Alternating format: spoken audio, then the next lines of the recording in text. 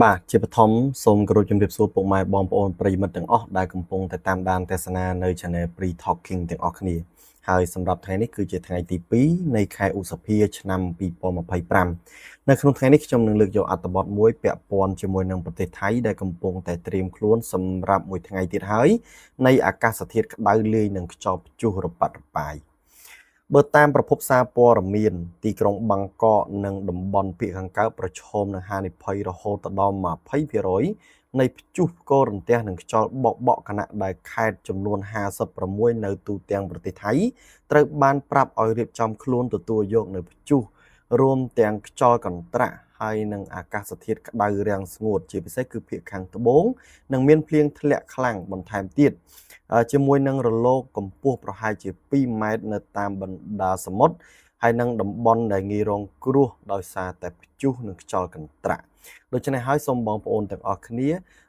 តាមដានស្ដាប់នៅអត្ថបទនេះទាំងអស់គ្នាតែម្ដងបើតាមប្រភពសារព័ត៌មាន The Nation Thai បានចុះផ្សាយ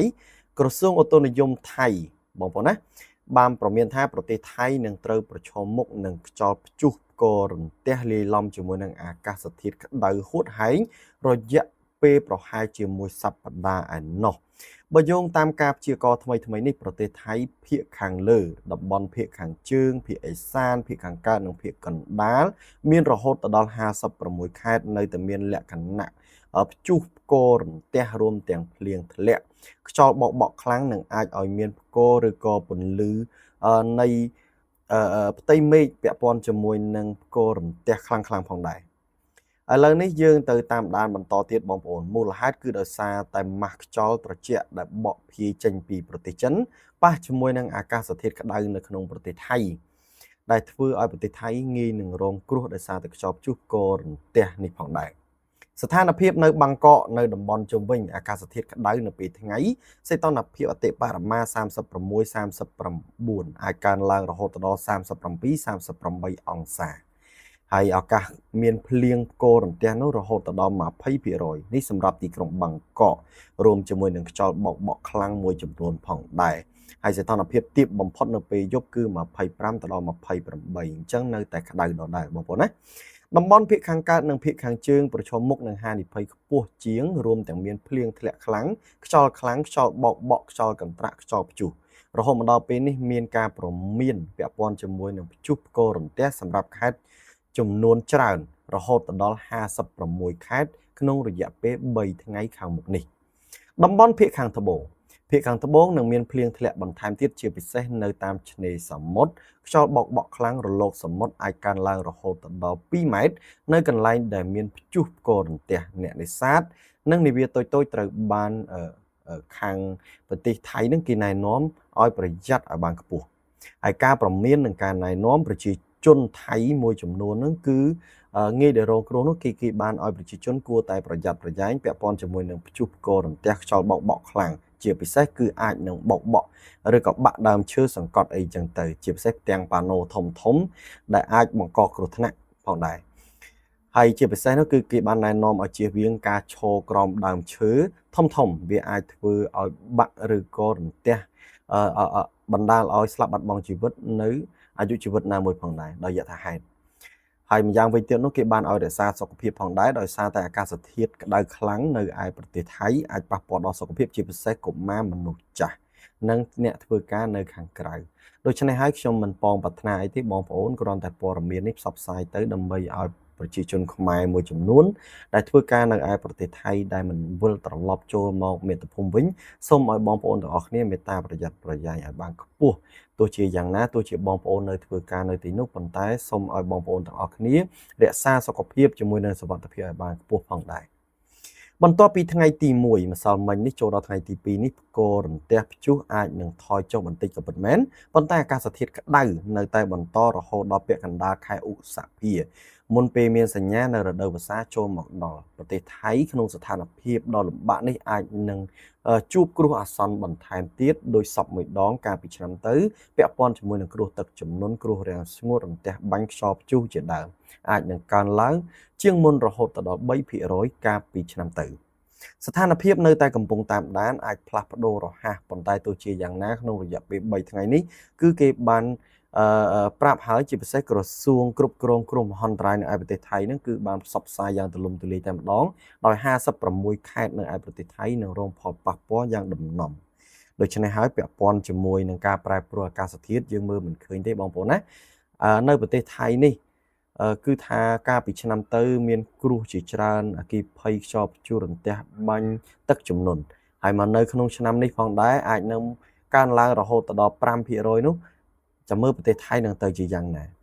ហើយរលកកម្ដៅបងប្អូនណាឃើញថាប្រទេសថៃផលប៉ះពាល់សំខាន់កំពុងតែកើនឡើងមែនទែនជាពិសេសរលកកម្ដៅក្ដៅខ្លាំងរដូវក្ដៅឆ្នាំ2026នេះមានសីតុណ្ហភាពកើនឡើងរហូតដល់42ទៅដល់43អង្សានៅតំបន់ភាគខាងជើងដូចជាម៉ែហុងស៊ុនឡាំហាំងតាក់រលកកម្ដៅកើនឡើងញឹកញាប់ហើយអូសបន្លាយពេលយូរប៉ះពាល់ដល់សុខភាពសាធារណៈហើយខ្ញុំក៏សូមបញ្ជាក់ជូនបងប្អូនដែរថាម៉ែហុងស៊ុននេះខែក្ដៅគឺក្ដៅពេលដល់ខែវស្សាគឺលិចបងប្អូនណាគឺលិចខ្យល់ព្យុះទឹកជំនន់នឹងខ្លាំងមែនទែននេះនៅប្រទេសថៃហើយព្យុះផ្គររន្ទះខ្យល់បក់ខ្លាំងនៅក្នុងខែមេសាដល់ខែឧសភានេះមានព្យុះផ្គររន្ទះខ្យល់បក់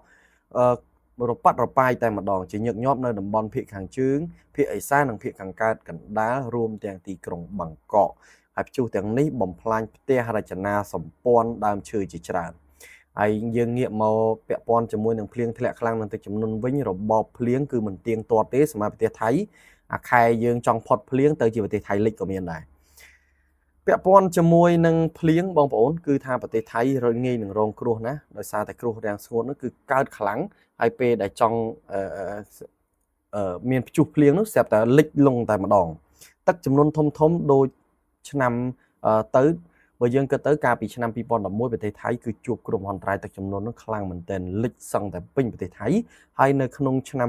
2025ខ្ញុំធ្លាប់ធ្វើវីដេអូកន្លងទៅចែកជូនដល់បងប្អូននោះក៏ថាប្រទេសថៃក៏លិចលង់ច្រើនដែរហើយឥឡូវក្នុងឆ្នាំនេះចាំមើលយើងចាំតាមដានទាំងអស់គ្នាខ្ញុំនឹងយកព័ត៌មានលម្អិតដើម្បីចែកជូនដល់បងប្អូនទាំងអស់គ្នាឲ្យបានដឹងជាបន្តទៀតពាក់ព័ន្ធជាមួយនឹងគ្រោះមហន្តរាយដែលតែងតែកើតមាននៅឯប្រទេសថៃតែនៅក្នុងពេលនេះពាក់ព័ន្ធជាមួយនឹងខ្យល់ព្យុះក៏ចាប់ផ្ដើមកើតមានហើយមុនខែវស្សាចូលមកដល់នេះគឺថាផ្ដើមថៃចាប់ផ្ដើមទទួលយកបណ្ដាហើយយើងទៅមើលកម្រិតទឹកសមុទ្រវិញកើនឡើងនឹងការហូរច្រោះឆ្នេរនៅទីក្រុងបាងកកនិងតំបន់ឆ្នេរសមុទ្រថៃបងប្អូនណាកំពុងតែលិចចូលទៅក្នុងសមុទ្រដោយសារតែកម្រិតទឹកសមុទ្រនឹងកើនឡើងរួមជាមួយនឹងការលិចដីការបូមខ្សាច់យកពីបាតសមុទ្រអីហ្នឹងក៏ធ្វើឲ្យប៉ះពាល់ដែរហើយប្រសិនបើប្រទេសថៃមិនមានវិធានការណាមួយច្បាស់លាស់ទេអាចនឹងលិចនៅក្នុងឆ្នាំ2050នេះបងប្អូនណាផ្នែកធំតែម្ដងនៅក្នុងឆ្នាំ2050ប្រទេសថៃអាចនឹងលិចទីក្រុងបាងកកធ្ងន់តែម្ដងហើយយើងទៅមើលគ្រោះរាំងស្ងួតពាក់ព័ន្ធជាមួយនឹងគ្រោះរាំងស្ងួតនិងប៉ះពាល់ដល់កសិកម្មនោះរបបទឹកភ្លៀងគឺផ្លាស់ប្ដូរមិនទៀងទាត់ទេធ្វើឲ្យការដាំដុះស្រូវនិងការដាំដុះផ្សេងនោះមានហានិភ័យខ្ពស់ផងដែរនេះសម្រាប់ប្រទេសថៃហើយមូលហេតុនិងស្ថានភាពបច្ចុប្បន្នការប្រែប្រួលអាកាសធាតុនៅប្រទេសថៃកើនឡើងពីការធ្វើឡើងកម្ដៅជាសកលរួមជាមួយនឹងកត្តាមនុស្សដូចជាការបញ្ចេញអូស្ម័នផ្ទាំងកញ្ចក់ជាពិសេសវិស័យថាមពលដែលមានប្រហែលជា 70% ការកាប់បំផ្លាញព្រៃឈើការអភិវឌ្ឍនិរន្តរភាពនឹងគឺมันមាននិរន្តរភាពបងប្អូនការអភិវឌ្ឍនឹងมันនិរន្តរភាពទេនៅឆ្នាំ2026នេះថៃមានចំណាត់ថ្នាក់ទី32នៅក្នុង CCPI ដែលជាកម្រិតមធ្យមប្រទេសនេះមានគោលដៅ Net Zero នៅក្នុងឆ្នាំ2050តែម្ដងកំពុងតែរៀបចំ Climate Change Activity ដំបូងដើម្បីបង្កើតមូលនិធិអាកាសធាតុលើកម្ពស់ថាមពលឡើងវិញប៉ុន្តែទោះជាយ៉ាងណាបងប្អូនក៏សូមកាត់ថាសេដ្ឋកិច្ចប្រទេសថៃកំពុងតែដាំក្បាលចុះហើយប្រសិនបើគ្រោះរាំងស្ងួតហើយគ្រោះទឹកជំនន់និងកត្តាធម្មជាតិធ្វើបាបប្រទេសថៃទៀតទោះជាយ៉ាងណាការវិវត្តឬក៏ការអភិវឌ្ឍនឹងគឺមានភាពយឺតយ៉ាវដោយពឹងផ្អែកលើធ្យូងថ្មនិងអូស្ម័នធម្មជាតិនេះគឺអាចនឹងត្រូវបរាជ័យផលប៉ះពាល់សេដ្ឋកិច្ចនិងសង្គមកសិកម្មទេសចរនិងហេដ្ឋារចនាសម្ព័ន្ធរងផលប៉ះពាល់ធ្ងន់ធ្ងរប្រជាជនប្រហែលជា 88% រងផលប៉ះពាល់ពីវិបត្តិបរិស្ថានរួមទាំងកម្ដៅនិងទឹកជំនន់បើមិនមានវិធានការខូចខាតសេដ្ឋកិច្ចអាចកើនឡើងជាពិសេសនៅតំបន់ឆ្នេរនិងទីក្រុងបាងកកដូច្នេះយើងសង្ខេបមកវិញបងប្អូនការប្រែប្រួលអាកាសធាតុកំពុងតែធ្វើឲ្យអាកាសធាតុប្រទេសថៃគឺកាន់តែមានភាពមិនទៀងទាត់ក្តៅក៏ខ្លាំងនិងមានព្យុះញឹកញាប់រដ្ឋាភិបាលថៃកំពុងតែព្យាយាមគោលនយោបាយ BCG បងប្អូនណានិងផែនការបន្សាំប៉ុន្តែត្រូវការអភិវឌ្ឍដើមទុន ប្រកបដោយប្រសិទ្ធភាពនឹងការគ្រប់គ្រងពីអន្តរជាតិបន្ថែមទោះជាយ៉ាងណាទោះជាថៃមើលទៅដូចជាស្គឹមស្កៃបងប្អូនតែក្នុងឆ្នាំ2026ចាប់តាំងពីមានចំនួនជាមួយនឹងកម្ពុជាមកថៃដាំក្បាលចុះដូច្នេះហើយត្រូវការពឹងផ្អែកពីអន្តរជាតិដើម្បីយកមកគ្រប់គ្រងប្រទេសដូចគ្នាប្រជាជននៅប្រទេសថៃនោះគឺកំពុងតែប្រយ័ត្នប្រយែងចំពោះកម្ដៅដែលកើនឡើងខ្លាំងរហូតដល់47ទៅ48អង្សាព្យុះទឹកជំនន់ដែលចូលដល់ខែវស្សានេះគឺថៃចាប់ផ្ដើមដេកព្រួយបារម្ភទៀតហើយរួមទាំងការតាមដាននគរនិយមថៃនឹងគឺជារៀងដរាបតែម្ដងដូច្នេះបងប្អូននៅក្នុងអត្ថបទថ្ងៃនេះខ្ញុំមានតែប៉ុណ្្នឹងទេក៏សូមអរគុណដល់ពុកម៉ែបងប្អូនទាំងអស់គ្នាដែលតាមដានទស្សនាវីដេអូរបស់ខ្ញុំតាំងពីដើមរហូតដល់ចប់បើបងប្អូនពេញចិត្តកុំភ្លេចចុច like ចុច subscribe ដើម្បីទទួលយកនៅវីដេអូថ្មីៗពីខ្ញុំបាទបន្តទៀតខ្ញុំបាទនឹងលើកយកនៅអត្ថបទអន្តរជាតិជាពិសេសគឺប្រទេសជិតខាងរបស់យើងរួមទាំងសកលហ្នឹងយកមកចែកជូនដល់បងប្អូនទាំងអស់គ្នាឲ្យបានស្ដាប់និងទស្សនាដឹងរឿងរ៉ាវ